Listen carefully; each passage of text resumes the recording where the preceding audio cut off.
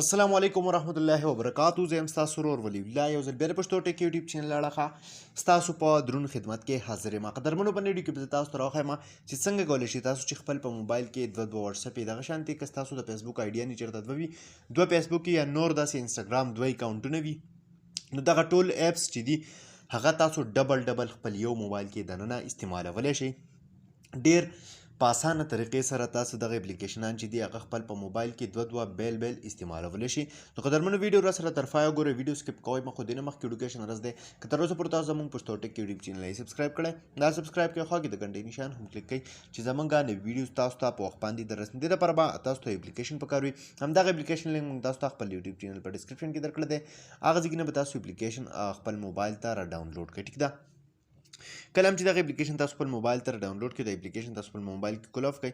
سمپل دا به تاسو نه یو پرمیشن غواړي، هغه پرمیشن به دې ته تاسو الاف کړئ. اوس په ډوول اپ سپیس کې تاسو سره دلته کې مطلب د دوو اپونو یو اپ چې دی هغه دوه ځله استعمالولو طریقه زه تاسو ته راښایم ټوله چې تاسو یو اپلیکیشن په خپل موبایل کې دننه ډبل څنګه استعمالولی شئ، بیل څنګه استعمالولی شئ. مطلب دوه فیسبوک تاسو غواړئ چې موبایل کې وساتئ نو هغه څنګه ساتلی شئ، یا دوه واټساپ یې غواړئ چې هغه وساتئ نو هغه تاسو خپل موبایل کې څرنګه ساتلی شئ. دلته کې سمپل جمع یو نشان به تاسو ته ښکاري، تاسو به په دې باندې کلیک وکړئ. ټیک ده، په دې چې تاسو کله کلیک وکړئ نو تاسو ته به دا هغه ایپس راواخلي. اوس چې کوم ایپ چې دی هغه تاسو غواړئ چې هغه دې تاسو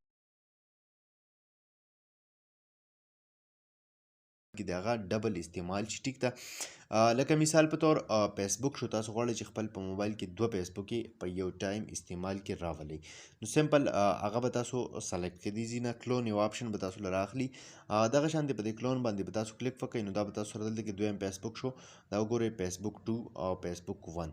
ورسره دغه شانتې مسنجر غواړئ، انسټاګرام غواړئ یا بل یو اپلیکیشن تاسو غواړئ چې هغه تاسو ډبل استعمال کړئ. هر اپلیکیشن چې وي تاسو دوه بیل استعمالول غواړئ نو سمپل هم په دغه طریقې سره هغه اپلیکیشن سلیکټ کړئ، دغه شانتې کلون آپشن باندې کلیک وکړئ. دا وګورئ دویم فیسبوک هم راغلو، کلون آپشن باندې کلیک وکړئ نو دا به تاسو سره په موبایل کې اتوماتیکلی بیل دوه ایپس شي.